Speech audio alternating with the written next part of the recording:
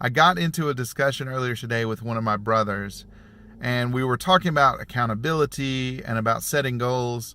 And he mentioned to me that he didn't like setting goals, not because he was afraid he wouldn't accomplish them, but because he valued flexibility and spontaneity.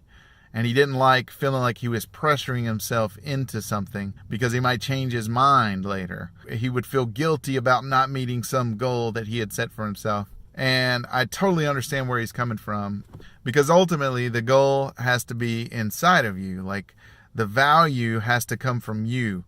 What are you chasing and why? So one of the realizations I kind of came to is goals can be a good thing or they can be a bad thing. And the reason they're good is it can kind of just help you to state something, get it out in the open, and give you a little bit of pressure to do the thing you want to do. A goal can be a bad thing if it makes you feel like something you have to do. In other words, it's not something you're motivated to do. It's not something you want, but it's something you're being forced to do.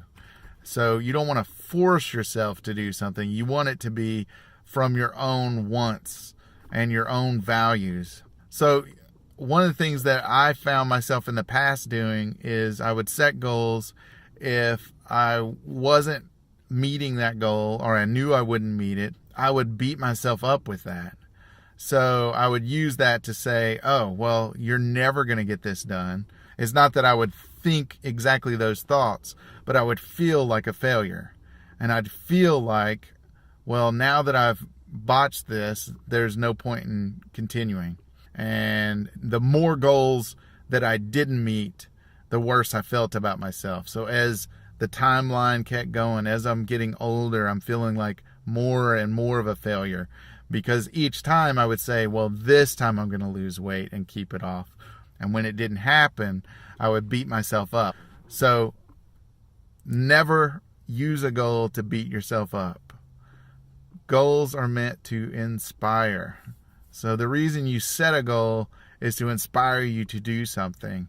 So what should you do if you do not meet a goal? Just shrug it off. No big deal. Make a new goal. Set the same goal again. Whatever inspires you to keep going and acting, that's what you need to do.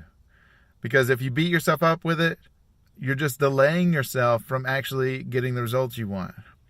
You miss a goal, you shrug it off, you make a new goal.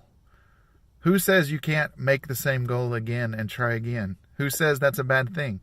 Why is it considered a bad thing that you keep making goals and not meeting them?